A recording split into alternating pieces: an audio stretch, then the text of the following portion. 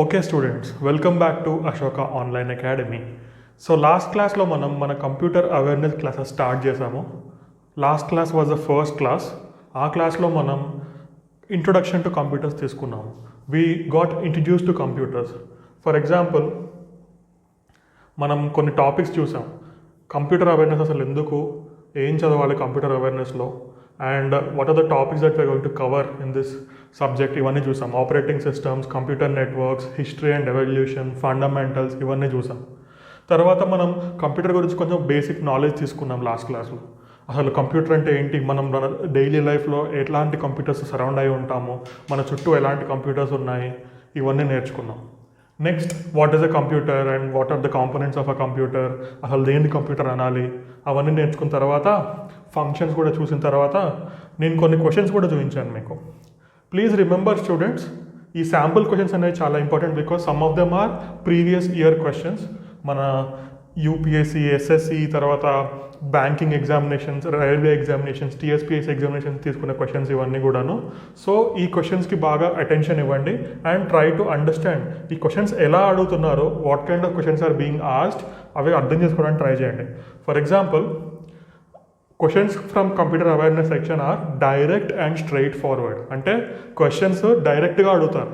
There are no loopholes, there are no analysis, there is no confusion in the questions. For example, డైరెక్ట్గా which of the storage devices has a minimum storage capacity అనే question అడిగి డైరెక్ట్గా answers ఉంటాయి మనకి.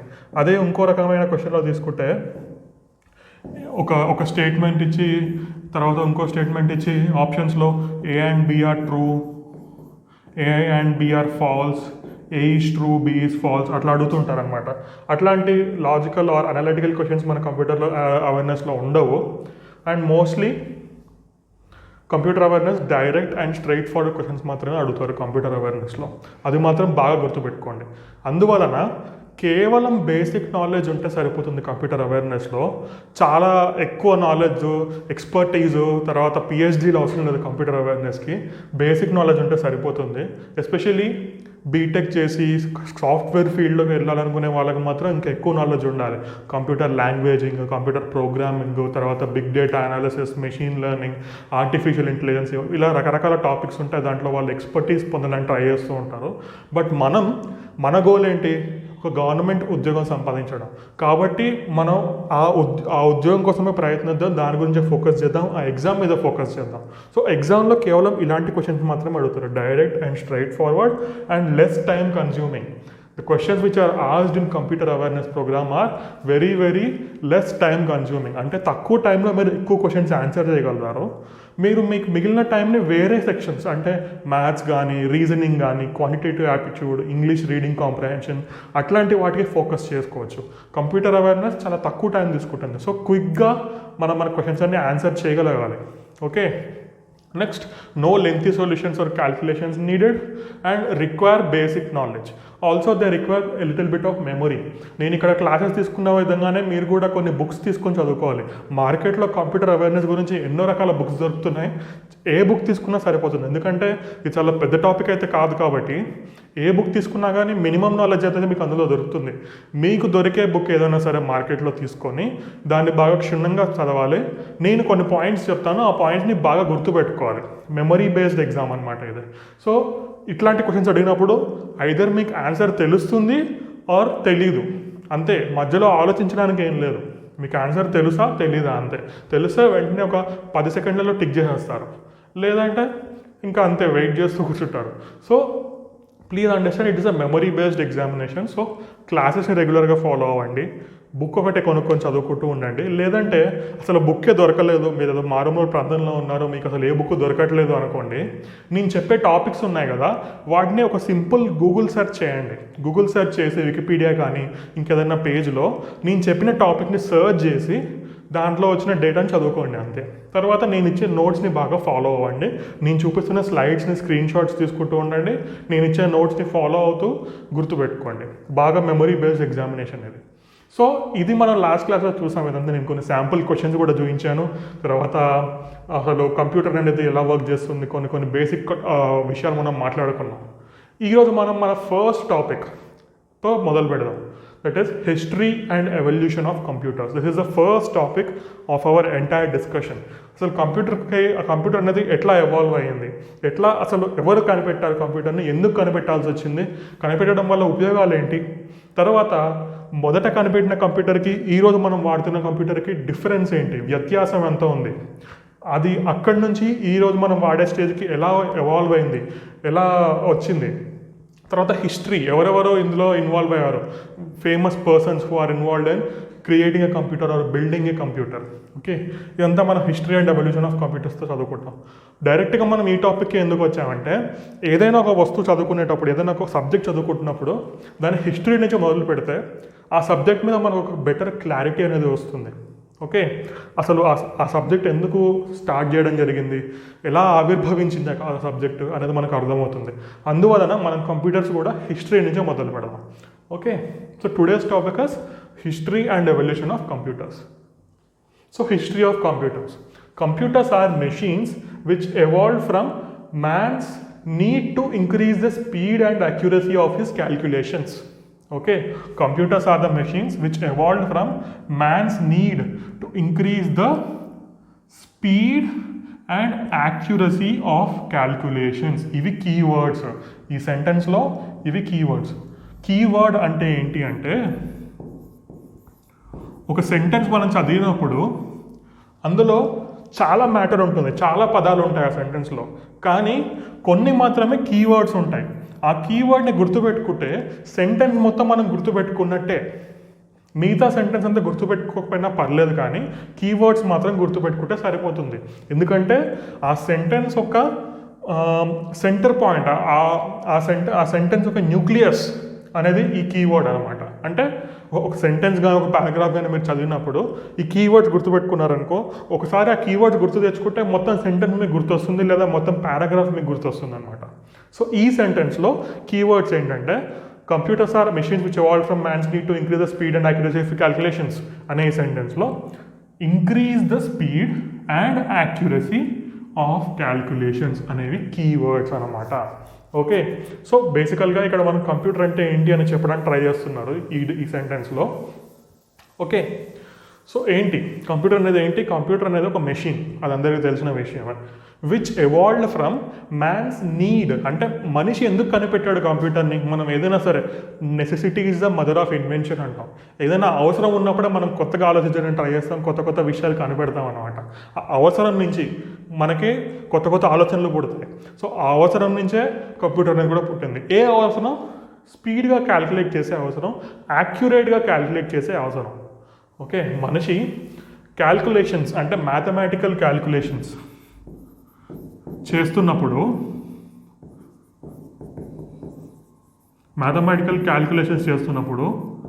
చాలా errors అనేవి వస్తూ ఉంటాయి అన్నమాట. హ్యూమన్ ఎర్రర్స్ అంటారు వాటిని.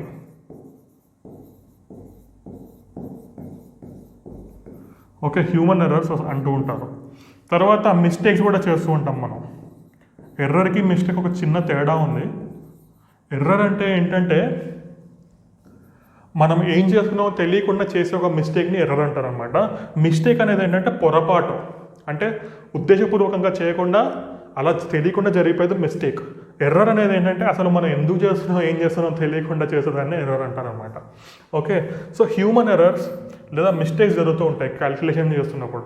అంటే ఇంకా బెటర్గా మీకు అర్థం కావాలంటే, ఇప్పుడు నేను 2+2 అన్నాను అనుకోండి, మీరు వెంటనే టక్కున 4 అంటారు. ఓకే, కానీ నేను 222 + 444 అన్నారు అనుకోండి, కొంచెం ఆలోచిస్తాను. అదే 2,22,222 + 4,58,689 + 11,254 అని ఒక క్వశ్చన్ మీకు ఇచ్చాను అనుకోండి, ఇమీడియట్గా మన ఫేస్ బ్లాంక్ అయిపోతుంది, మన మైండ్ పని చేయదు. ఎందుకంటే అది చాలా పెద్ద నెంబరు, వాటిని మనం యాడ్ చేస్తూ పోతున్నా ఇంకా పెద్దగా అవుతుంది ఆ నెంబర్. మనకు అంత క్యాల్కులేషన్ పవర్ లేదు మన మైండ్లో. ఓకే, బాగా ప్రాక్టీస్ చేస్తే అది కూడా వస్తుంది అనుకోండి, కానీ బేసికల్గా ఒక యావరేజ్ స్టూడెంట్కి, ఒక యావరేజ్ మనిషికి అట్లాంటి పెద్ద పెద్ద క్యాల్కులేషన్ చేసే స్టామినా, అంత ప్రాక్టీస్ లేదు. కనుక పెద్ద పెద్ద క్యాల్కులేషన్ చేస్తున్నప్పుడు మనం ఏం చేస్తూ ఉంటాం అంటే చాలాసార్లు మిస్టేక్స్ చేస్తూ ఉంటాం. మనందరికీ ఇది కామన్. 10th క్లాస్లో కానీ 9th క్లాస్లో కానీ మనం ఎగ్జామ్ రాస్తున్నప్పుడు మ్యాథ్స్లో మనకి ఎప్పుడు తక్కువ మార్కులు ఎందుకు వస్తాయంటే మనం మిస్టేక్స్ చేస్తూ ఉంటాం స్టెప్స్లలో. సో ఆన్సరే మారిపోతుంది ఆ మిస్టేక్స్ వల్ల. సో అట్లాంటి మిస్టేక్స్ని అవాయిడ్ చేయడానికి, అంటే అవాయిడ్ చేస్తే ఏమవుతుంది, యాక్యురసీ పెరుగుతుంది. మిస్టేక్స్ని అవాయిడ్ చేస్తే యాక్యురసీ పెరుగుతుంది. యాక్యురసీ ఏంటి అంటే being sure about your result, మన రిజల్ట్ పక్కాగా రావడాన్ని యాక్యురసీ అంటారు అనమాట. సో మీరు ఒక క్వశ్చన్ సాల్వ్ చేస్తున్నప్పుడు మీ రిజల్ట్ పక్కాగా వచ్చిందనుకోండి, that means you are accurate. Computer is an accurate machine. Okay, computer యాక్యురేట్గా ప్రాబ్లమ్ సాల్వ్ చేస్తుంది. సో యాక్యురసీ కోసం. తర్వాత స్పీడ్ కోసం. ఇందాక నేను చెప్పినట్టు ఒక పెద్ద పెద్ద నెంబర్లు ఇచ్చి మీకు క్యాలిక్యులేట్ చేయమంటే మీరు ఒక్కోటి యాడ్ చేసుకుంటూ ఉంటే సాయంత్రం అయిపోతుంది. అదే కంప్యూటర్ అంటే ఒక సెకండ్లో ఇట్లా చేసేస్తుంది. So speed and accuracy of క్యాలిక్యులేషన్స్ని ఇంక్రీజ్ చేయడం కోసం ఆ అవసరం నుంచి కంప్యూటర్ అనే ఒక మెషిన్ పుట్టిందనమాట. That is a basic history of computer. Okay, తరువాత అంటే ఇనీషియల్ స్టేజెస్లో speed and accuracy of calculation కోసం మనం కంప్యూటర్ని కనిపెట్టాము. తర్వాత మనకి ఏమర్థమైందంటే, ఓహో కంప్యూటర్ని మనం వేరే విషయాలకు కూడా వాడచ్చు, కంప్యూటర్ని ఇంకో విధంగా కూడా మనం ఉపయోగించవచ్చు అని ఒక ఐడియా వచ్చి కంప్యూటర్ని కొంచెం మాడిఫై చేసాం.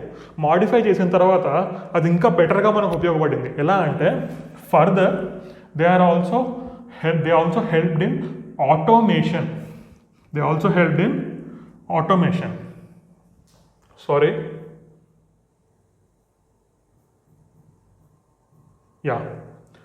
So they also helped in automation and information processing. Okay, automation అనే పదం again it's a key word. నేను అండర్లైన్ చేసిన ప్రతి పదాన్ని మీరు బాగా గుర్తుపెట్టుకోవాలి, because they are all key words.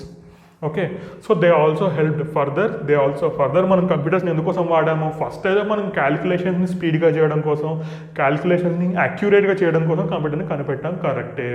కానీ ఆటోమేషన్ కూడా చేయడం నేర్చుకున్నాం కంప్యూటర్ని యూజ్ చేసి. తర్వాత ఇన్ఫర్మేషన్ ప్రాసెసింగ్ కూడా చేయడం నేర్చుకున్నాం. ఏంటి ఆటోమేషన్ అంటే ఏంటి? ఆటోమేషన్ అంటే nothing but it's a mechanisation అంటారు దాన్ని. ఓకే, అంటే బేసికల్గా ఏదైనా పనిని ఆటోమేటిక్గా చేయడాన్ని మనం ఆటోమేషన్ అనవచ్చు. హ్యూమన్ లేబర్ యూజ్ చేయకుండా,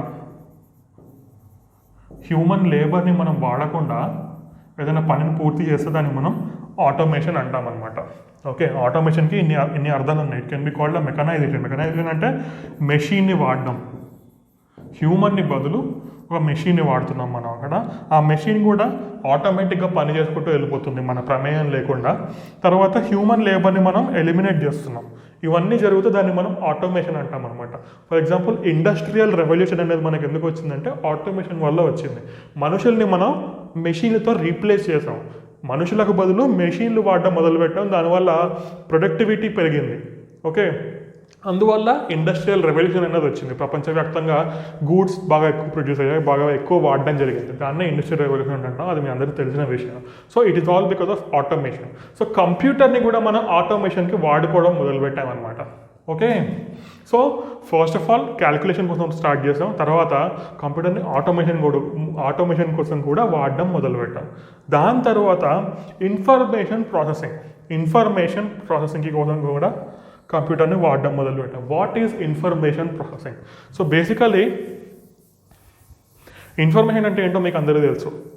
ఏదైనా ఒక విషయం గురించి తెలుసుకోవడం, దానికి సంబంధించిన డేటా, దానికి సంబంధించిన నాలెడ్జ్ అంతా దానికి కలిపితే మనం దాన్ని ఇన్ఫర్మేషన్ అంటాం అనమాట. దాన్ని ప్రాసెస్ చేయడం అంటే ఎగ్జాంపుల్ చెప్తా వినండి. మన గవర్నమెంట్ ఆఫ్ ఇండియా ఇప్పుడు కోవిడ్ పాండమిక్ని ఫైట్ చేయడానికి కోవిడ్ టీకాలు ఇస్తున్నది జనాలకి. మనం చాలా యాప్స్ కూడా వాడుతుంది గవర్నమెంట్. ఆరోగ్య సేతు యాప్, కోవిన్ పోర్టల్ ఇవన్నీ వాడుతుంది. ఓకే, ప్రతిరోజు మనం న్యూస్ పేపర్లో చూస్తున్నాం, ఈరోజు ఇంతమందికే వ్యాక్సిన్ ఇవ్వడం జరిగింది, ఫలానా 10 లక్షల మందికి ఈరోజు వ్యాక్సిన్ ఇవ్వడం జరిగింది, లేదా గత 10 రోజుల్లో 1 కోటి మంది వ్యాక్సిన్ తీసుకున్నారు, గత 2 రోజుల్లో 10 కోట్ల మంది వ్యాక్సిన్ తీసుకున్నారు. ఇట్లాంటి డేటా అంతా మనం న్యూస్ పేపర్లో చూస్తూ ఉంటాం. ఈ డేటా అంతా గవర్నమెంట్కి ఎట్లా తెలుస్తుంది? గవర్నమెంట్ ప్రతి ఒక్క వ్యక్తి దగ్గరికి వెళ్ళి నీ పేరేంటి బాబు, నువ్వు వ్యాక్సిన్ ఎప్పుడు తీసుకున్నావు అని నోట్ చేసుకుంటూ ఉందా పేపర్ మీద? లేదు కదా. గవర్నమెంట్ ఏం చేస్తుంది? యాప్ కోవిన్ పోర్టల్ అనే యాప్ లేదా ఆరోగ్య సేతు అనే యాప్ డిజైన్ చేసింది. ఆ యాప్లో మనం మన డేటా కొట్టేస్తున్నాం. మన ఆధార్ కార్డ్ నెంబరు, మన పేరు, మన ఏజ్ కొట్టేయగానే ఆటోమేటిక్గా అది అప్డేట్ అవుతుంది. ఫలానా ఎక్స్ అనే వ్యక్తి ఈరోజు వ్యాక్సిన్ తీసుకున్నాడు. 26 జూలై రోజు వ్యాక్సిన్ తీసుకున్నాడు. సో అతనికి సెకండ్ డోసు ఫలానా 28 డేస్ తర్వాత అనుకోండి 24th ఆగస్ట్కి తీసుకోవాలి సెకండ్ డోసు అని. ఇది ఫస్ట్ డోస్ అయితే సెకండ్ డోసు ఫలానా రోజున తీసుకోవాలని యాపే జనరేట్ చేసి ఇన్ఫర్మేషన్ ఇస్తుంది గవర్నమెంట్కి. ఓకే, గవర్నమెంట్ ఏమి నోట్ డౌన్ చేసుకోవట్లేదు ప్రతిదీ, పెన్ అండ్ పేపర్ పట్టుకొని పేపర్ మీద నోట్ డౌన్ చేసుకోవట్లేదు అన్ని విషయాలు. యాప్ కంప్యూటర్లో ఉన్న ఒక అప్లికేషన్ ఆటోమేటిక్గా ఈ పని అంతా చేస్తుంది. దాన్నే ఇన్ఫర్మేషన్ ప్రాసెసింగ్ అంటాం అనమాట. మన దగ్గర చాలా ఇన్ఫర్మేషన్ ఉన్నప్పుడు దాన్ని అర్థం చేసుకోవడం చాలా కష్టమవుతుంది మనకి. ఇప్పుడు 120 కోట్ల మందిలో ఎంతమంది ఆడవాళ్ళు ఉన్నారు, ఎంతమంది మగవాళ్ళు ఉన్నారు, ఎంతమంది చిన్నపిల్లలు ఉన్నారు, 18+ ఎంతమంది ఉన్నారు, 18 to 44 ఏజ్లో ఎంతమంది ఉన్నారు, 45+ ఏజ్లో ఎంతమంది ఉన్నారు, 60+ ఏజ్లో ఎంతమంది ఉన్నారు, 60+లో ఎంత పర్సెంటేజ్ పీపుల్ వ్యాక్సిన్ తీసుకున్నారు, 18 to 44లో ఎంత పర్సెంటేజ్ పీపుల్ వ్యాక్సిన్ తీసుకున్నారు. ఇట్లాంటి డేటా అంతా ప్రాసెస్ చేయాలంటే మనం మాన్యువల్గా అంటే మనుషులు చేస్తే చాలా కష్టమవుతుంది. అదే ఇన్ఫర్మేషన్ ప్రాసెసింగ్ అంటే కంప్యూటర్ చేసిందనుకో ప్రాసెసింగ్ చాలా ఫాస్ట్ అయిపోతుంది. మనకి డేటా అంతా కూడా ఈజీగా ఒక పై చార్ట్లు రూపంలో కానీ ఒక బార్ గ్రాఫ్ రూపంలో కానీ చూడడానికి మనకి ఈజీగా వస్తుంది. అంటే మనం పేపర్లో చూస్తూ ఉంటాం, ఇట్లా ఒక గ్రాఫ్ కనిపిస్తూ ఉంటుంది, ఇంతమంది వ్యాక్సిన్ తీసుకున్నారు ఇట్లా ఇట్లా అని ఇట్లా. అదంతా ఎట్లా వస్తుంది, కంప్యూటర్ జనరేట్ చేస్తుంది. మనము మాన్యువల్గా చేస్తే చాలా టైం పడుతుంది. మనం నేర్చుకొని ఉంటాం కదా 9th క్లాస్లో 8th క్లాస్లో గ్రాఫ్స్ ఎట్లా గీయాలో, మనం ఫిజికల్గా పాయింట్లు పెట్టి గ్రాఫ్ గీస్తుంటే చాలా టైం పడుతుంది కదా. అదే కంప్యూటర్ అయితే ఫాస్ట్గా ఆ ఇన్ఫర్మేషన్ అంతా తీసేసుకొని ఒక గ్రాఫ్ తయారు చేసేస్తుంది మనకి. That is called information processing. Computers are machines which evolved from man's need to increase the speed and accuracy of his calculations. Okay, further they also helped in automation and information processing. So ఇవన్నీ కంప్యూటర్లో చేసే పనులు. ఒకటి స్పీడ్ని increase చేయడం, యాక్యురసీని increase చేయడం, automation, information processing. Okay, తర్వాత next point ఏంటంటే modern day computers perform a very number of tasks. అంటే ఈ 4 చెప్పాను కాబట్టి ఈ 4 పనులు కంప్యూటర్లో చేస్తాయంటే కాదు. ఈరోజు ఫస్ట్ కంప్యూటర్ ఎవాల్వ్ అయిన టైంలో మనం ఈ పాయింట్ల గురించి మాట్లాడుతున్నాం. ఈరోజు 2021లో కంప్యూటర్లు వందల రకాల పనులు చేస్తున్నాయి. ఈ 4 పనులే చేయట్లేదు, ఇంకా ఇప్పుడు రీసెర్చ్ ఉంది, రీసెర్చ్లో కంప్యూటర్స్ హెల్ప్ చేస్తున్నాయి, బ్యాంకింగ్ ఉంది, బ్యాంకింగ్లో కంప్యూటర్స్ హెల్ప్ చేస్తున్నాయి, తర్వాత మిలిటరీ డిఫెన్స్ ఉంది, డిఫెన్స్ సెక్టర్లో కంప్యూటర్స్ హెల్ప్ చేస్తున్నాయి. మనం satellite technology, international exploration, space ఎక్స్ప్లోరేషన్లో వాడుతున్నాము, తర్వాత బడ్జెట్లో వాడుతున్నాము, ఇంకా రకరకాలుగా మెడికల్ హెల్త్ కేర్ కోసం మన ఫోను, మనం వేసుకునే వాచ్లు, మన పల్స్ ఆక్సిమీటర్లు ఇవన్నీ కూడా మనకి హెల్ప్ చేస్తున్నాయి. ఓకే, సో కంప్యూటర్స్ని మనం రకరకాల విధాలుగా వాడుతున్నాం, ఒక విషయంలో కాకుండా. సో ఈ 4 వాటికి లిమిట్ చేయడం కరెక్ట్ కాదు. ట్రెడిషనలీ ఒక విషయం గురించి మనం చదువుకుంటున్నా కూడా దాని రెగ్యులర్ కన్వెన్షనల్ డెఫినేషన్ మనం నేర్చుకుంటాం కదా. అలా ట్రెడిషనల్గా ఒక కంప్యూటర్ అనేది ఏంటంటే ఇనీషియల్గా మనం స్పీడ్ని యాక్యురసీ కోసం వాడాము, తర్వాత ఆటోమేషన్ ఇన్ఫర్మేషన్ ప్రాసెసింగ్ కోసం వాడాము. కానీ ఈ రోజున ఎవరైనా అడిగితే కంప్యూటర్ వందల రకాల పనులు చేస్తుందని చెప్పచ్చు. Okay, so that is the basic concept about computers. మనం నెక్స్ట్ స్లైడ్కి వెళ్ళిపోదాం. నెక్స్ట్ విషయం ఏంటో చదువుకుందాం. Okay, from a simple abacus to a mechanical calculator, man kept inventing new ways to do better calculations, which ultimately led to the invention of computer. అసలు computer ఎలా పుట్టింది అంటే మనిషి రకరకాల విధాలుగా క్యాల్కులేషన్స్ చేయడం నేర్చుకుంటూ ఉన్నాడు. ఫస్ట్ వేళ్ళతో లెక్క పెట్టడం, తర్వాత మైండ్లో లెక్క పెట్టుకోవడం, పేపర్ మీద చేయడం, తర్వాత ఒక డివైస్ని కనిపెట్టాడు, అబాకస్ అని ఒక డివైస్ని కనిపెట్టాడు. మీ అందరికీ తెలుసు అబాకస్ ఎలా ఉంటుందో, మనం చిన్నప్పుడు చూసే ఉంటాం. ఒక రెక్టాంగులర్ షేప్లో ఉంటుంది, ఇట్లా బార్స్ ఉంటాయి దానికి, ఆ బార్స్కి ఇట్లా చిన్న చిన్న బీడ్స్ ఉంటాయి. ఆ బీడ్స్ని మనం కిందకి పైకి మూవ్ చేస్తూ ఉంటాం, వాటి ద్వారా మనం లెక్క పెడుతూ ఉంటాం. కొంతమంది అబాకస్ క్లాసెస్ కూడా తీసుకుంటారు. ఇందాక నేను చెప్పినా చూడండి, ఒక పెద్ద లెక్క 27,589 ప్లస్ 11,289 ఇట్లాంటి క్యాల్కులేషన్స్ అన్ని ఫాస్ట్గా చేయడం అబాకస్ వచ్చిన వాళ్ళకి చాలా బాగా ఫాస్ట్గా వస్తుంది అనమాట. వాళ్ళు ఫాస్ట్గా మైండ్లోనే చేయగలుగుతారు. ఎందుకంటే అబాకస్ అనేది క్యాల్కులేషన్స్ని స్పీడ్గా చేయడానికి మనకు హెల్ప్ చేస్తూ ఉంటుంది అనమాట. ఓకే, సో అబాకస్ అనేది మనం ఇనీషియల్గా ఒక మనిషి కనుక్కున్నాడు, ఏంటి how to use abacus to increase the speed. తర్వాత అబాకస్ కంటే కూడా స్పీడ్గా చేయడం మనకి ఇంకో డివైస్ వల్ల పాసిబుల్ అయింది. అదేంటంటే మెకానికల్ క్యాల్కులేటర్. ఓకే, క్యాలిక్యులేటర్ కనిపెట్టాం మనం. అబాకస్ తర్వాత ఫిజికల్ ఎఫర్ట్, ఒక వీటిని పైన కిందకి మూవ్ చేయడం, అందుకు నెంబర్స్ కొడితే వచ్చేస్తే ఆన్సర్ వస్తే బాగుంటుంది కదా అని ఒక క్యాలిక్యులేటర్ కనిపెట్టాం మనం. మనందరూ తెలుసు క్యాలిక్యులేటర్ ఎట్లా ఉంటుంది, ఒక చిన్న డివైస్ ఎట్లా ఉంటుంది, ఒక చిన్న స్క్రీన్ ఉండి నెంబర్స్ ఉంటాయి కదా. సో క్యాలిక్యులేటర్ కనిపెట్టాం మనం. తర్వాత రకరకాలుగా న్యూ వేస్, కొత్త విషయాలు కనుక్కుంటూ ఫైనల్గా మనం కంప్యూటర్ అనేది కనుక్కున్నాం అనమాట. అయితే ఎలా ఏ స్టేజెస్లో వచ్చాయని మనం నేర్చుకున్నాము. కానీ బేసికల్గా చెప్తున్నాను, ఈ పాయింట్ ఏంటంటే అసలు ఎందుకు కంప్యూటర్ ఇన్వెంట్ చేయడం జరిగింది, ఎందుకు కంప్యూటర్ని కనుక్కోవాల్సి వచ్చిందంటే మనం వెతుక్కుంటూ పోయాం. ఇంకా ఈజీగా క్యాలిక్యులేషన్స్ ఎలా చేయవచ్చు, ఇంకా ఈజీగా మనం ఎలా క్యాలిక్యులేషన్స్ చేయవచ్చు అనే విషయం వెతుక్కుంటూ కంప్యూటర్ దగ్గరకు వచ్చామన్నమాట. Okay, however there were various stages before the modern day computer that we see today was invented. ఈరోజు మన ముందున్న కంప్యూటర్, మన స్మార్ట్ ఫోన్ కావచ్చు, మన ల్యాప్టాప్ కావచ్చు, మన డెస్క్టాప్ కావచ్చు, మన స్మార్ట్ టీవీ కావచ్చు, లేదా ఇంకేదైనా సూపర్ కంప్యూటర్ కావచ్చు, మ్యాక్రో కంప్యూటర్ కావచ్చు, ఏదైనా సరే అది ఈ రోజు ఉన్న స్టేజ్కి రావడానికి రకరకాల స్టేజ్లో ఎవాల్వ్ అవుతూ వచ్చింది. నేను చెప్పాను కదా, ఫస్ట్ వేలతో లెక్క పెట్టడం మొదలుపెట్టాను, తర్వాత మైండ్లో, తర్వాత పేపర్ మీద, తర్వాత అబాకస్, తర్వాత క్యాలిక్యులేటర్, తర్వాత కంప్యూటర్, అలా రకరకాలుగా మనం ఇన్వెంట్ చేస్తూ ఇంప్రూవ్ చేస్తూ ఈరోజు ఉన్న స్టేజ్కి వచ్చామన్నమాట. So that is the point here. మనం వేరియస్ స్టేజెస్లో ఎవాల్వ్ అవుతూ ఈరోజున్న కంప్యూటర్ వాడే స్టేజ్కి వచ్చామన్నమాట. ఓకే, సో పాస్కల్ క్యాల్కులేటర్, ఇది ఇంపార్టెంట్ పాయింట్ ఇక్కడ. ఇన్ ద ఇయర్ 1642 అంటే చాలా పాత కాలం కదా, ఆ టైంలో బ్లేజ్ పాస్కల్ అనే ఒక వ్యక్తి, ఈయన ఒక ఫ్రెంచ్ సైంటిస్ట్ అనమాట. బ్లేజ్ పాస్కల్ అనే ఒక French scientist invented an adding machine called Pascal's calculator, which represents the position of a digit with the help of gears in it. Okay, gears అనే పదాన్ని కూడా గుర్తుపెట్టుకోవాలి మనం, ఇది ఇంపార్టెంట్. పాస్కల్స్ క్యాలిక్యులేటర్ అనేది important. It's an adding machine అనేది మనం గుర్తుపెట్టుకోవాలి. తర్వాత బ్లేజ్ పాస్కల్ అనే ఒక ఫ్రెంచ్ సైంటిస్ట్, ఈ విషయం కూడా గుర్తుపెట్టుకోవాలండి, మర్చిపోతున్నాను. ఫ్రెంచ్ సైంటిస్ట్ ఆయన, ఎందుకంటే కొన్నిసార్లు ఇట్లా అడుగుతాడు, blaze pascal, who was the inventor of Pascal's calculator, belongs to which of the following countries? England, Germany, France, USA. France.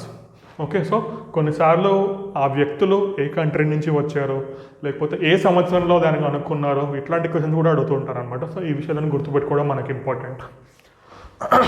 Okay, so blaze pascal అనే వ్యక్తి ఒక యాడింగ్ మెషిన్ కనుక్కున్నాడు. అది ఇట్లా ఉంటుందన్నమాట చూడడానికి.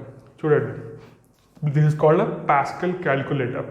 అయితే ఇదేంటి క్యాలిక్యులేటర్ అంటే ఇంకో రకంగా ఉంటుంది కదా, ఇట్లా గుండ్రంగా ఏంటి నెంబర్లు లేవు అంటే, ఇది ఫస్ట్ స్టేజ్. ఇక్కడ నుంచి మనం డిజిటల్ క్యాలిక్యులేటర్కి ఎవాల్వ్ అయ్యాం.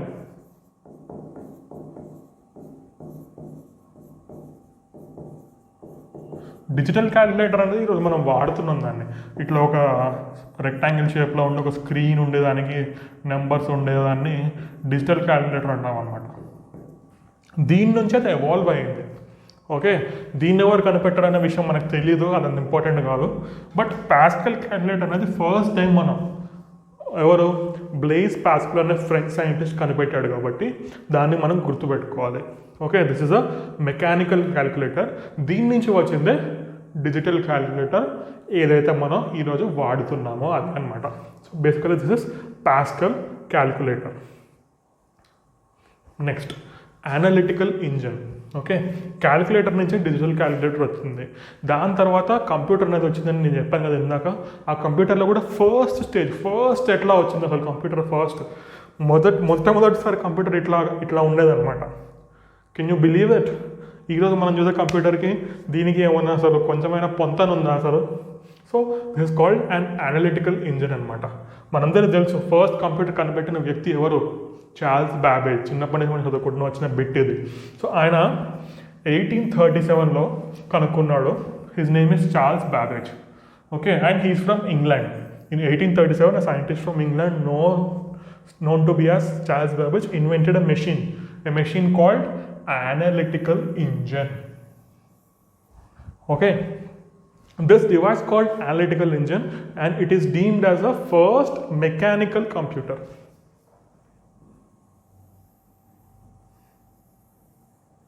It is the first mechanical computer. Okay, it included such features which are used in today's computer language. And ఇది అందరికీ తెలిసిన విషయం, Charles Babbage is the father of computer. Charles Babbage is the father of computers. So first computer లాంటి ఒక machine కనిపెట్టాడు కాబట్టి ఆయన్ని మనం ఫాదర్ ఆఫ్ కంప్యూటర్స్ అంటాం అనమాట. సో ఎగ్జాక్ట్గా ఈరోజు మనం ఇది వాడుతున్నామంటే ఈరోజు మనం దీన్ని వాడట్లేదు, బట్ మనం వాడే ఈ కంప్యూటర్ దీని నుంచి వచ్చింది కాబట్టి ఆయన్ని మనం ఫాదర్ ఆఫ్ కంప్యూటర్ అని అంటాం అనమాట. ఓకే, సో ఇక్కడ మనం గుర్తుపెట్టుకోవాల్సిన విషయాలు ఏంటంటే 1837 అనే ఇయర్లోనే కనిపెట్టాడు. He's from England, his name is Charles Babbage. And mechanical computer, ఇందాక నేను చెప్పాను గుర్తుందా, పాస్కల్స్ క్యాలిక్యులేటర్ అనేది ఒక మెకానికల్ క్యాలిక్యులేటర్. దాని నుంచి మనం ఈరోజు వాడుతున్న డిజిటల్ క్యాలిక్యులేటర్ వచ్చింది అని చెప్పాను కదా.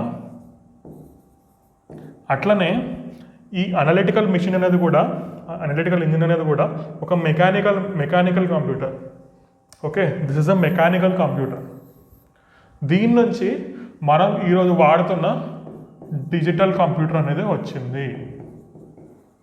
మనం ఈరోజు వాడేది డిజిటల్ కంప్యూటర్. ఫర్ ఎగ్జాంపుల్ ఈ బోర్డే తీసుకోండి, నేను ఈ బోర్డు మీద రాస్తున్నాను కదా ఇప్పుడు, ఇదంతా ఒక డిజిటల్ స్క్రీన్.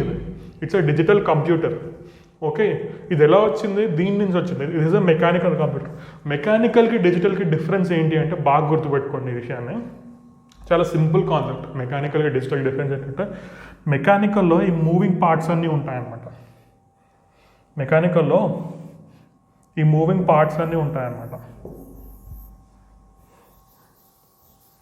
ఓకే, ఇది చూడండి, ఇట్లా ఇవన్నీ ఉన్నాయి కదా, వీటిని గేర్స్ అంటాం మనం.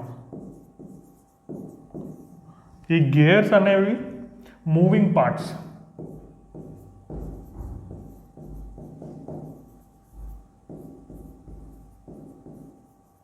ఓకే, అవి మూవ్ అవుతూ మనల్ని క్యాల్కులేషన్స్ చేయడానికి హెల్ప్ చేస్తూ ఉంటాయంట.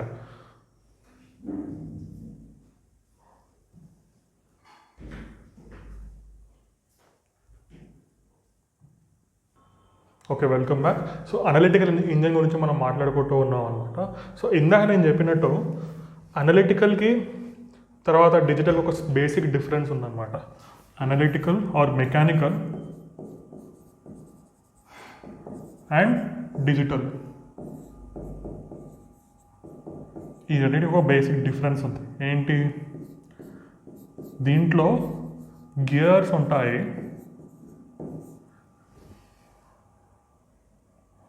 ఆర్ దీంట్లో గేర్స్ ఉండవు. Okay, so mechanical calculator, digital calculator. Mechanical computer, digital computer. In fact watches, మన రిస్ట్ వాచెస్, చేతి పెట్టుకునే వాచ్లు ఉంటాయి కదా, అందులో కూడా మెకానికల్ వాచ్ ఉంటుంది, డిజిటల్ వాచ్ ఉంటుంది. మనం దాన్ని అనలాగ్ వాచ్ అంటాం అనమాట. మెకానికల్ వాచ్ని మనం అనలాగ్ వాచ్ అంటాం. అందులో ఎట్లా ఉంటుందంటే వాచ్లో ముళ్ళులు ఉంటాయి, సెకండ్స్, మినిట్స్, అవర్స్. ఓకే, అవి కదులుతూ ఉంటాయి అన్నమాట. ఎలా కదులుతుంటాయి, లోపల ఈ స్క్రీన్ని మనం తీసి లోపల ఎప్పుడైనా చూస్తే కనుక లోపల ఇట్లా గేర్స్ ఉంటాయి అన్నమాట. ఇట్లా ఒక సర్కిల్ ఉంటుంది, దానికి ముళ్ళు ఇట్లా ఉంటుంది, ఒక గేర్ ఉంటుంది, దానికి ఇంకో గేర్ ఇట్లా అటాచ్ అయి ఉంటుంది. ఇది కదులుతూ అది కూడా కదులుతూ ఉంటుంది అనమాట. ఒకదాని నుంచి ఇంకోటి కనెక్ట్ అయ్యి అవి కదులుతూ బ్యాటరీ ద్వారా ఆపరేట్ అవుతూ ఉంటాయి. అవి కదులుతూ ఈ ముళ్ళులని, ఈ seconds hand, minutes hand, hours hand కదులుస్తుంది. That is an analogue watch. ఎగ్జాక్ట్గా అనలాగ్ వాచ్ లాగానే ఒక మెకానికల్ కంప్యూటర్ కూడా పనిచేస్తుంది. మనం ఎలక్ట్రిసిటీ పవర్ యూజ్ చేసి దీన్ని కనెక్ట్ చేస్తే ఈ గేర్స్ అనేవి మూవ్ అవుతూ ఉంటాయి. ఈ గేర్స్ అనేవి మూవ్ అవుతూ ఉండి ఈ కంప్యూటర్ అనేది వర్క్ చేస్తుంది. That is a mechanical computer.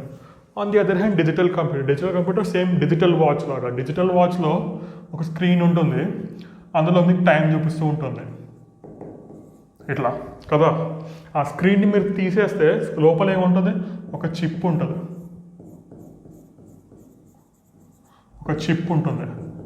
ఆ చిప్ ఈ స్క్రీన్ మీద మనకి టైం చూపిస్తూ ఉంటుంది. సో ఆ చిప్ ఉండడం వల్ల దాన్ని డిజిటల్ అంటాం అనమాట మనం. ఈ చిప్ లేకుండా ఒక మెకానికల్గా ఉంటే, ఒక గేర్ ఉంటే దాన్ని అది మూవ్ అవుతూ ఉంటే దాన్ని మనం మెకానికల్ ఆర్ అనలాగ్ అంటాం అనమాట. So that is the basic difference. అది గుర్తుపెట్టుకోండి, ఎందుకంటే మనం తర్వాత దాని గురించి నేర్చుకోబోతున్నాము. Okay, so analytical engine was discovered by Charles Babbage in 1837. And which country does Charles Babbage belong from? He belongs to England. Okay. Next, this device was called analytical engine, and it is deemed as the first mechanical computer. ఇక్కడ కూడా question అడగవచ్చు, సో గుర్తుపెట్టుకోండి, it is the first mechanical computer. It included such features which are used in today's computer language. ఈరోజు మనం వాడే కంప్యూటర్కి కూడా దీనికి కూడా కొన్ని ఫీచర్స్లో కామన్ ఫీచర్స్ కొన్ని ఉన్నాయన్నమాట. So that is the basic point. ఇవి ఇంతవరకు గుర్తుపెట్టుకుంటే చాలు. Okay, next యాలన్ Turing. నిన్న మనం క్వశ్చన్ అడిగాను నేను మిమ్మల్ని, who is the father of modern computer science అని. చార్ల్స్ బాబేజ్ కాదు, యాలన్ ట్యూరింగ్ అని చెప్పాను నేను కదా. సో ఆ యాలన్ ట్యూరింగ్ అనే వ్యక్తి ఎవరు అన్నది మనం ఇప్పుడు నేర్చుకోబోతున్నాం. Alan Turing was a British scientist. ఈయన కూడా ఒక ఇంగ్లాండ్, బ్రిటిష్కి చెందిన వ్యక్తి. అండ్ పయోనీర్ అంటే ఫస్ట్ పర్సన్ అనమాట. లైక్ ఏదైనా ఒక విషయాన్ని ముందుగా స్టార్ట్ చేసే వాళ్ళని పయోనీర్స్ అంటారు అనమాట. Okay, pioneer in computer science. Okay, so గుర్తుపెట్టుకోవాల్సిన పదం ఏంటి? Alan Turing was a British person. He is a pioneer in computer science. గుర్తుపెట్టుకోండి, కంప్యూటర్ వేరు, కంప్యూటర్ సైన్స్ వేరు.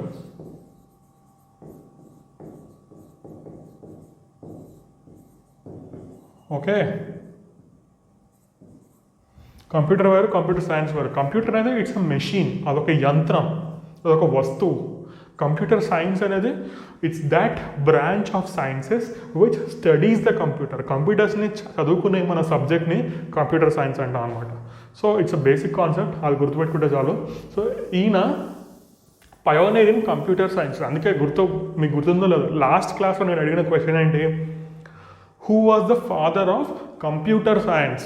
యాలన్ Turing. Who was the father of computers? Charles Babbage. Okay, ఆ difference అర్థం చేసుకోండి.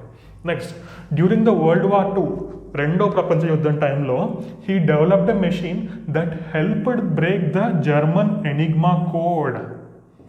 ఈయన క్రియేట్ చేసిన మెషిన్, ఈ మెషిన్ జర్మనీ వాళ్ళ ఎనిగ్మా కోడ్ని బ్రేక్ చేయడానికి ఉపయోగపడింది. Okay, this machine was known as Turing machine are the bomb machine. Okay, ఇదేంటో మీకు ఎక్స్ప్లెయిన్ చేస్తాను ఒక నిమిషం. He also laid the ground work for modern computing. Okay, so ఈయన ఒక ఇంట్రెస్టింగ్ వ్యక్తి, ఎందుకంటే వరల్డ్ వార్ II టైంలో ఈయన ఒక కీలక పాత్ర పోషించాడు అనమాట. మనందరికీ తెలియని స్టోరీ ఇది. ఇన్ఫ్యాక్ట్ దీని మీద ఒక మూవీ కూడా వచ్చింది, ద ఇమిటేషన్ గేమ్ అని చెప్పి. చాలా మంచి మూవీ, చూడండి టైం ఉంటే. సో ఈయన స్టోరీ ఏంటంటే బేసికలీ రెండో ప్రపంచ యుద్ధం టైంలో Germany, you know allied powers, axis powers అని ఉంటాయన్నమాట. అలైడ్ పవర్స్, యాక్సిస్ పవర్స్ అని ఉంటాయి. మనందరికీ తెలిసిన విషయమే, యాక్సిస్ పవర్స్లో జర్మనీ ఉంది, అలైడ్ పవర్స్లో మన అదర్ కంట్రీ USA, ఇంగ్లాండ్ కూడా ఉంది. ఓకే, సో ఈ యుద్ధం జరుగుతున్నప్పుడు జర్మనీ అటాక్ చేయడం కోసం, లేకపోతే డిఫెండ్ చేయడం కోసం వాళ్ళ మిలిటరీ ఇన్ఫర్మేషన్ అంతా కూడా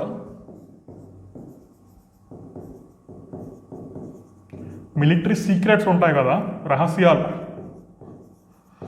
మిలిటరీ సీక్రెట్స్ని రేడియో ద్వారా కమ్యూనికేట్ చేస్తూ ఉండేవాళ్ళు జర్మనీ సోల్జర్స్ అందరూ. జర్మనీ జనరల్స్, క్యాప్టెన్స్, వాళ్ళందరూ ఒకరి నుంచి ఒకరికి కమ్యూనికేషన్ చేయడం కోసం.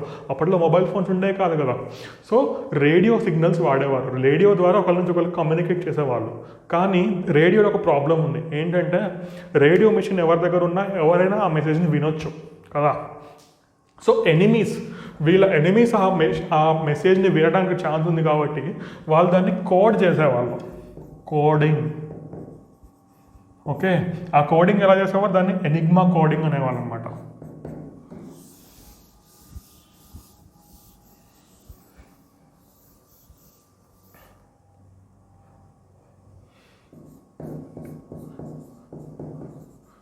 Enigma coding. ఎనిగ్మా కోడింగ్ అనేది ఏంటి అంటే it's a German military secret coding.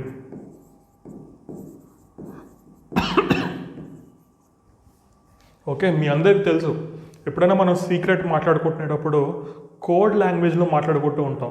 మన ఇప్పుడు ఇద్దరు ఫ్రెండ్స్ ఉన్నారు, ఇంకో మూడో వ్యక్తి గురించి వాళ్ళు మాట్లాడుకుంటూ ఉన్నారు. ఆ వ్యక్తి వచ్చి వాళ్ళ ముందు నించున్నప్పుడు ఓపెన్గా మాట్లాడుకోలేరు కదా, అప్పుడు కోడ్ లాంగ్వేజ్లో ఇండైరెక్ట్గా మాట్లాడుతూ ఉంటాం మనం. దాన్నే కోడింగ్ అంటాం. ఇంకా స్పెసిఫిక్గా మాట్లాడాలంటే ఒక సోల్జరు ఇంకో సోల్జర్కి రేడియో ద్వారా మెసేజ్ పంపిస్తున్నాడు, అటాక్ అని.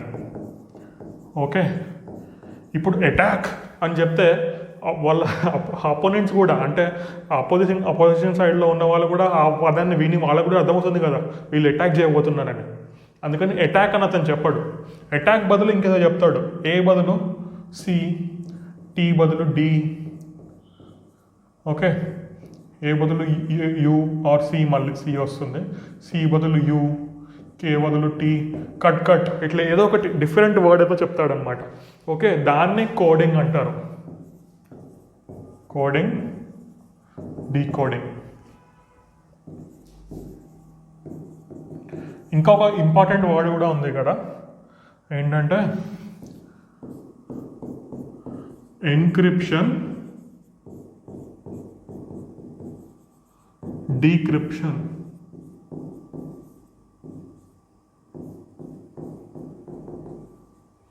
ఓకే, సో ఒక పదాన్ని వేరే పదాలతో రీప్లేస్ చేసి కోడ్ లాంగ్వేజ్లో మెసేజ్ పంపించడాన్ని మనం ఏమంటాం? ఎన్క్రిప్షన్ అంటాం. ఆ కోడ్ని బ్రేక్ చేస్తే, అంటే అపోనెంట్స్ ఇప్పుడు నీకు ఈ మెసేజ్ వచ్చిందమ్మా, నువ్వు ఈ మెసేజ్ని డీకోడ్ చేస్తే, అంటే దీని అర్థం ఏంటి తెలుసుకుంటే దాన్ని డీకోడింగ్ అంటారు ఆర్ డీక్రిప్షన్ అంటారు అనమాట. అర్థమైందా? So German soldiers, German army, German defence, especially నేవీలో ఇది ఎక్కువ వాడేవారు. ఎందుకంటే నేవీలో అంటే సముద్ర యుద్ధంలో ఏమవుతుందంటే సముద్రంలో పడవలు చాలా దూరంలో ఉంటాయి, ఒకరి నుంచి ఒకరికి కమ్యూనికేషన్ చేయడం చాలా కష్టమవుతుంది. అందుకే రేడియో వాడతారు ఎక్కువ సముద్రంలో ఉన్నప్పుడు. అట్లాంటి పరిస్థితుల్లో ఎనిమీస్ షిప్స్ కూడా మన రేడియో సిగ్నల్ విని మన మెసేజ్ అర్థం చేసుకునే ఛాన్స్ ఉంది. కాబట్టి మనం దాన్ని కోడ్ లాంగ్వేజ్లో కమ్యూనికేట్ చేస్తూ ఉంటాం. That is Enigma code. Germany కనిపెట్టిన ఒక కోడ్ అనమాట, దాన్ని ఎనిగ్మా కోడ్ అంటాం. దాన్ని బ్రేక్ చేయడానికి, అంటే దాని మీనింగ్ ఏంటో తెలుసుకోవడం కోసం ఇంగ్లాండ్ చాలా ప్రయత్నాలు చేసింది. ఓకే, అంటే మాన్యువల్గా మనుషులు కూర్చొని ప్రతి పదం రాసుకొని ఆ పదానికి కోడ్ ఏంటి, డీకోడ్ ఏంటి అన్నీ రాసుకొని చేస్తూ ఉంటే ఒక సింగిల్ పేపర్ చేయడానికి వాళ్ళకి ఎన్నో రోజులు పట్టేది. కొంత వందల మంది కూర్చుంటే కానీ అది అయ్యేది కాదు. ఎందుకంటే ఇప్పుడు ఒక పదం ఉంది సింపుల్గా అటాక్ అని. ఓకే, ఇది ఇట్లా రాదు కదా, ఏదో ఇట్లా వస్తుంది, XYY XAC అని వస్తుంది. ఇప్పుడు ఈ పదానికి ఎన్నో అర్థాలు ఉండొచ్చు, దీన్ని ఎట్లయినా మనం అర్థం చేసుకోవచ్చు. ఈ పదానికి అటాక్ అనే మీనింగ్ వస్తుందని మనకి ఎట్లా తెలుస్తుంది? కీ కావాలి మనకి. ఆ కీ మన దగ్గర లేదు. కీ కేవలం జర్మనీ దగ్గరే ఉంది, కీ మన దగ్గర లేదు. సో మనం ట్రయల్ అండ్ ఎర్రర్ మెథడ్లో అన్ని పదాలు ట్రై చేసుకుంటూ ఉంటే ఫైనల్గా కొన్ని వందల సార్లు రాస్తూ ఉంటే ఫైనల్గా ఈ వర్డ్ మనకు వస్తే ఓహో ఈ పదానికి అటాక్ అనే మీనింగ్ ఉంది మనకు అర్థమవుతుంది. But it's a very cumbersome process, చాలా కష్టమైన పని అది కదా. అందువలన ఇంగ్లాండ్ ఆ పనిని ఈజీ చేయడానికి ఈ సైంటిస్ట్ని అపాయింట్ చేసిందనమాట. ఆయన ఏం చెప్పాడంటే, నేను ఒక డివైస్ని కనిపెడతాను, ఆ డివైస్ ఈ కోడ్ని ఈజీగా బ్రేక్ చేస్తుంది, ఆ కోడ్ని డీకోడ్ చేస్తుంది, మనకి ఈజీగా మెసేజెస్ అర్థమయ్యేలాగా తయారు చేస్తుంది. ఓకే, మనుషులు అవసరం లేకుండా మెషీనే ఆ పని చేస్తుంది అని ఆయన చెప్పాడు అనమాట. అండ్ మనుషులు చేసే టైం కన్నా 10 తక్కువ టైంలో చేస్తుంది అని చెప్పాడు. ఆయన చేసి చూపించాడు. అదే Alan or Turing machine or bombe machine. Especially వార్లో వాడరు కాబట్టి దాన్ని బాంబ్ మెషిన్ అంటారు. దానికి ఒక యాక్రోనిమ్ కూడా ఉంది, కానీ అవసరం లేదు. సో ట్యూరింగ్ మెషిన్ అని గుర్తుపెట్టుకుంటే సరిపోతుంది. సో ఈ మెషిన్, ఇంకా అన్నిటికంటే ముఖ్యమైన విషయం ఏంటంటే, ఇది చాలా ఇంట్రెస్టింగ్ ఫ్యాక్ట్. ఈ వ్యక్తి ఈ మెషిన్ కనిపెట్టడం వల్ల సెకండ్ వరల్డ్ వార్, రెండో ప్రపంచ యుద్ధంలో జర్మనీ ఓడిపోయింది. యాక్సిస్ పవర్స్ ఓడిపోయాయి. ఓకే, అండ్ వార్ కూడా అవ్వాల్సిన దానికంటే 2 సంవత్సరాల ముందే అయిపోయింది, ముగిసిపోయింది తొందరగా. దానివల్ల ఎన్నో లక్షల సోల్జర్స్ ప్రాణాలు కాపాడబడ్డాయి. ఓకే, ఈ మెషిన్కి అంత ఇంపార్టెన్స్ ఉంది. అందువలన Alan Turing is one of the best scientist in history అని కూడా చెప్తూ ఉంటారు అనమాట. ఆయన వల్ల ఎన్నో జీవితాలు కాపాడాలి, మారిపోయాయి. ఓకే, అది ఆయన బేసిక్ ఆయన story, that is Alan Turing and Turing machine. Okay, but ఇక్కడ మనం గుర్తుపెట్టుకోవాల్సిన పాయింట్ ఏంటంటే he laid the ground work for modern computing. మనం మోడర్న్ డేలో అంటే ఈరోజు మనం వాడే కంప్యూటర్కి ఒక గ్రౌండ్ వర్క్, ఫౌండేషన్ వేసిన వ్యక్తి అలన్ ట్యూరింగ్. అంటే ఈ మెషిన్ నుంచి మనం ఈరోజు వాడే కంప్యూటర్స్ తయారయ్యాయి. ఎగ్జాక్ట్గా మనం వాడే కంప్యూటర్స్ ఈరోజు ఇలా కనిపించకపోవచ్చు, ఇలా ఉండకపోవచ్చు, కానీ ఈ మెషిన్ నుంచే మనం ఈరోజు వాడే కంప్యూటర్స్ తయారయ్యాయి. ఇంకో important point, he theorized about artificial intelligence. Okay, 2 points ఇక్కడ, modern computing and artificial intelligence. అందువలన అలన్ ట్యూరింగ్ని మనం ఫాదర్ ఆఫ్ కంప్యూటర్ సైన్స్ అంటాము. ఈ పాయింట్ చాలా ఇంపార్టెంట్ పాయింట్, నోట్ డౌన్ చేసుకోండి, father of computer science. Okay, తర్వాత ఆర్టిఫిషియల్ ఇంటెలిజెన్స్లో కూడా ఈయన ఒక ఇంపార్టెంట్ డిస్కవరీ చేశాడు. దానివల్ల మనం ఆయన్ని one of the fathers of artificial intelligence అంటాం. ఎందుకంటే ఆర్టిఫిషియల్ ఇంటెలిజెన్స్ అనేది చాలా కొత్త ఏరియా, చాలా కొత్త టెక్నాలజీ. ఓకే, దాంట్లో ఇంకా డెవలప్మెంట్ జరుగుతూనే ఉన్నాయి, ఇంకా కొత్త కొత్త ఆవిష్కరణలు చేస్తూనే ఉన్నారు. కాబట్టి ఒక వ్యక్తినే మనం దానికి ఫాదర్గా పెట్టలేం కాబట్టి, ఎందుకంటే చాలామంది దాన్ని కాంట్రిబ్యూట్ చేశారు కాబట్టి రకరకాల మనుషులు, అలన్ ట్యూరింగ్, హర్బర్ట్ సైమన్, ఇట్లా ఒక 4-5 మనం 4-5 సైంటిస్టులని మనం founding fathers of artificial intelligence అంటాము. అందులో అలన్ ట్యూరింగ్ కూడా ఒక వ్యక్తి, అది గుర్తుపెట్టుకోవాలి. He is father of computer science, also one of the fathers of artificial intelligence. Okay, ఇంకో ఇంపార్టెంట్ విషయం ఏంటంటే ఎందుకు ఈ మెషిన్కి ఇంత ఇంపార్టెన్స్ ఉంది, ఏంటి ఈ మెషిన్ గొప్పతనం ఏంటంటే, first time Alan Turing discover చేసిన మెషిన్ వల్ల కంప్యూటర్ కేవలం క్యాల్కులేషన్స్ కాకుండా వర్డ్స్, పదాలు కూడా డీకోడ్ చేయడం నేర్చుకుంది కంప్యూటర్. తర్వాత ఆటోమేషన్ కూడా కంప్యూటర్ నేర్చుకుంది ఈ మెషిన్ ద్వారా. అంటే ఇప్పుడు ఒక కోడ్ ఉంది, దాన్ని డీకోడ్ చేయాలి, మనం ప్రతిసారి ఎంటర్ చేయాల్సిన అవసరం లేదు, ఆటోమేటిక్గా కంప్యూటర్ చేసుకుంటూ వెళ్ళిపోతుంది. ఒక మెసేజ్ దానికి ఇచ్చామంటే దాన్ని డీకోడ్ చేయమని కమాండ్ చేస్తే చాలు, ఆటోమేటిక్గా కంప్యూటర్ చేయడం స్టార్ట్ చేస్తుంది. సో మెకానికల్ వర్క్ని ఆటోమేషన్ రీప్లేస్ చేయడం కూడా ఇక్కడే స్టార్ట్ అయింది. ఇఫ్ యూ రిమెంబర్, మనం ఇంతకుముందు అనుకున్నాం అనమాట. ఓకే, ఇక్కడ మాట్లాడుకున్నాం, they also helped in automation and information processing అని. సో అలా ఆటోమేషన్ అనేది ఇక్కడ స్టార్ట్ అయింది. ఓకే, ఇక్కడ ట్యూరింగ్ మెషిన్లో. నెక్స్ట్, ఇందాక నేను చెప్పుకున్న ఒక simple concept, analog computer, digital computer, hybrid computer. Okay, analog, digital and hybrid. ఏంటి అనలాగ్ ఏంటి, డిజిటల్ ఏంటి, హైబ్రిడ్ ఏంటి? Analog computers ఏంటంటే, during the first half of 20th century, many scientific computing needs were met by analog computers which used direct mechanical models of problem as a basis for computation. Okay, simple concept, ఇందాక నేను చెప్పిన కాన్సెప్టే. Analogue కంప్యూటర్స్లో mechanical movement ఉంటుంది, gears ఉంటాయి, అవి move అవుతాయి ఫిజికల్గా, మెకానికల్గా. అందుకని మనం అనలాగ్ కంప్యూటర్ని ఒక మెకానికల్ మోడల్ అంటాం అనమాట. It's a direct mechanical model of problem solving. Okay, these were not programmable and generally lack the versatility and accuracy of modern digital computers. They were not programmable. ఈ పదం చాలా important, గుర్తుపెట్టుకోండి. These were not programmable. Okay, and generally lack the versatility and accuracy of modern digital computers. Versatility and accuracy of modern digital computers. ఈ last point చాలా important.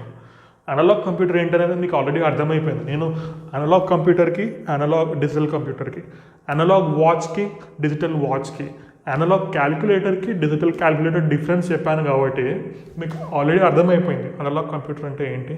It is something which has mechanical movements, it is something which has gears which move. Okay, కానీ ఈ point చాలా important. These were not, దీని నేచర్లో programmable కాదు. It is not programmable and generally lakh the versatility and accuracy of modern digital. ఈరోజు మనం వాడే computers compare చేస్తే ఇది తక్కువ versatile.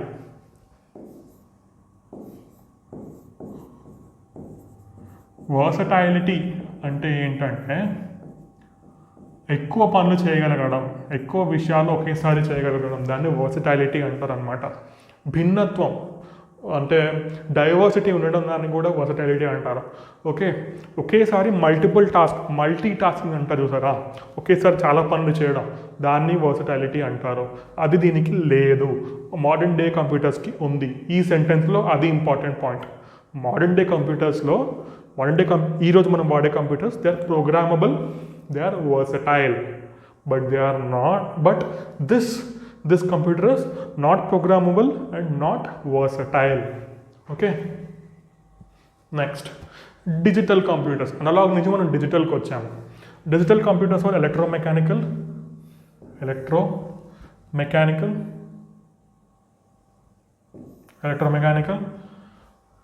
electric switches drove mechanical relays to perform calculations. Okay, చూడండి, డిజిటల్ కంప్యూటర్లో మొత్తం వైర్సే ఉన్నాయి. ఓకే, వైర్స్, చిప్స్ ఉంటాయి, కంప్యూటర్ చిప్స్. ఈ డివైస్ లోపల చిప్స్ ఉంటాయి. Okay, digital computers are electromechanical, electric switches drove mechanical relays to perform the calculations. చాలా డిఫికల్ట్గా ఉన్నట్టు అనిపించచ్చు సెంటెన్స్, ఎందుకంటే మనం ఇంజనీర్స్ కాని వాళ్ళకి ఇది కొంచెం కష్టంగా అనిపిస్తుంది అర్థం చేసుకోవడానికి. బట్ సింపుల్, ఏం లేదు. Electric switches, electric wires, electric switches వాడ్డాం మనం దీంట్లో. దానివల్ల మెకానికల్ వర్క్ జరుగుతుంది. That is electromechanical nature. Okay, calculations చేయడానికి. బేసికల్గా నేను ముందే చెప్పాను, కంప్యూటర్స్ని మనం ఫస్ట్ ఎందుకు కనుగొన్నాం, క్యాలిక్యులేషన్స్ చేయడానికి మాత్రమే. తర్వాత దాన్ని ఆటోమేషన్ ఆర్ ఇన్ఫర్మేషన్ ప్రాసెసింగ్ లాంటి కాంప్లికేటెడ్ వర్క్స్ చేయడానికి యూజ్ చేయడం జరిగింది. కానీ ఫస్ట్లో ఎందుకు మనం కనుక్కున్నాం, క్యాలిక్యులేషన్ చేయడానికి మాత్రమే. Okay, so digital computers are able to perform calculations with the help of mechanical relays. Inka important point, these were programmable and fast in operation. Analog computers to compare cheste digital computers are programmable and fast in operation. And ఇంకా చాలా important point ఏంటంటే all modern day computers are digital. ఈరోజు మనం వాడే ప్రతి computer కూడా it's a digital computer. All modern day computers are digital computers. Okay, so this is అంటే మరి ఇది డిజిటల్ కంప్యూటర్, మనం వాడేది కూడా డిజిటల్ కంప్యూటర్ కదా, రెండు ఒకటైనా అంటే కాదు. ఇది ఫస్ట్ జనరేషన్ కంప్యూటర్. అప్పట్లో మొదట్లో కనిపెట్టినప్పుడు ఇలా ఉండదు. దాన్ని ఇంకా చిన్నగా చేసి మనం కంప్యూటర్ని టేబుల్ మీద పెట్టుకునే ల్యాప్టాప్ లాగా తయారు చేయడం జరిగింది, లేదా మన పాకెట్లో పెట్టుకునే ఒక ఫోన్ లాగా తయారు చేయడం జరిగింది. దీన్నే ఇంకా చిన్నగా ఎవల్యూషన్ అంటారు దాన్ని. తర్వాత స్టేజెస్లో ఇంకా డెవలప్ చేసి దాన్ని చిన్నగా చేసి మన జేబులో పట్టే ఒక సెల్ ఫోన్ లాగా తయారు చేయడం జరిగింది. Okay, hybrid computers. Simple. Hybrid computers అంటే ఏం లేదు. Hybrid computers are the computers that exhibit features of both analog and digital computers.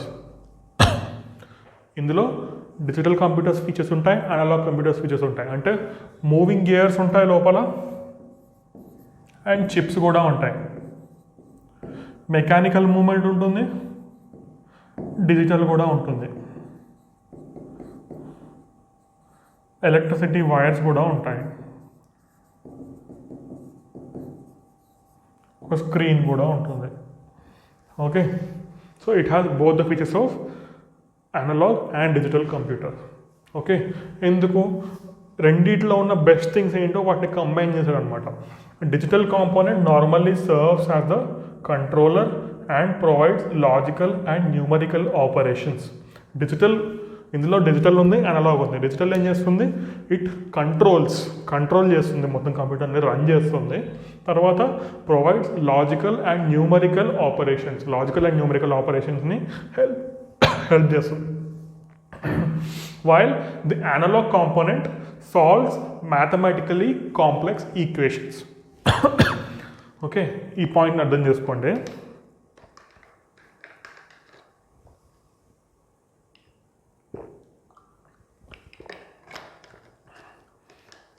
Digital component serves as controller and provides logical and numerical operations. Okay, while analog component solves mathematically complex equations. Okay, so hybrid computer lo digital computer ఉంటుంది, analogue computer కూడా ఉంటుంది. Digital computer ఏం చేస్తుంది? Control చేస్తుంది. తర్వాత logical పనులు చేస్తుంది. Analogue computer ఏం చేస్తుంది? క్యాలిక్యులేషన్స్ చేస్తుంది. ఎందుకు అంటే ఇందాక మనం చూసాం, అనలాగ్ కంప్యూటర్స్ ఏం చేస్తాయి? క్యాలిక్యులేషన్ చేస్తాయి, కానీ వర్సటాలిటీ లేదు, దాంట్లో ప్రోగ్రామింగ్ లేదు. డిజిటల్ కంప్యూటర్స్లో ప్రోగ్రామింగ్ ఉంది అండ్ దే ఆర్ ఫాస్ట్. అందువల్ల మనం డిజిటల్ కంప్యూటర్ని కంట్రోలింగ్కి వాడుతున్నాం అండ్ లాజికల్ న్యూమరికల్ ఆపరేషన్స్ కోసం వాడుతున్నాం. అండ్ అనలాగ్ కంప్యూటర్ని మనం మ్యాథమెటికలీ కాంప్లెక్స్ ఈక్వేషన్స్ సాల్వ్ చేయడానికి వాడుతున్నాం అనమాట. That is the difference between analog computer, digital computer and hybrid computer. మరి ఇందాక కనిపెట్టిన ఈ ట్యూరింగ్ మెషిన్ ఏది సార్ అంటే చూడండి, ఇక్కడ ఏమున్నాయి? గేర్స్ ఉన్నాయి. It's a analog computer. ఇదేంటి? గేర్స్ ఉన్నాయి, analog computer. Pascal calculator is also, it's not a computer. Calculator అనేది కంప్యూటర్ కాదు. సో బేసికల్లీ గేర్స్ ఎక్కడైతే కనపడతాయో మీకు it's an analog computer, wires ఎక్కడ కనపడతాయో ఇట్స్ ఎ డిజిటల్ కంప్యూటర్. హైబ్రిడ్లో రెండు ఉంటాయి. ఓకే, ఇదంతా అర్థం చేసుకున్న తర్వాత ఇప్పుడు మనం ఏం చూడాలంటే, ఈ స్టేజ్ నుంచి కంప్యూటర్ ఈ స్టేజ్ నుంచి మనం ఈరోజు వాడుతున్న ల్యాప్టాప్ కానీ, మొబైల్ ఫోన్ కానీ, డెస్క్టాప్ కానీ, ఈ స్క్రీన్ కానీ, ఫ్లాట్ స్క్రీన్, ఇవన్నీ ఎట్లా వచ్చాయి, ఇక్కడి నుంచి మనం కంప్యూటర్ని అక్కడ దాకా ఎట్లా తీసుకెళ్ళాం, ఎట్లా ఎవాల్వ్ అయ్యాయి అనేది మనం అర్థం చేసుకోబోతున్నాం. అదంతా మనం ఎవల్యూషన్ ఆఫ్ కంప్యూటర్స్లో చదవబోతున్నాం అన్నమాట.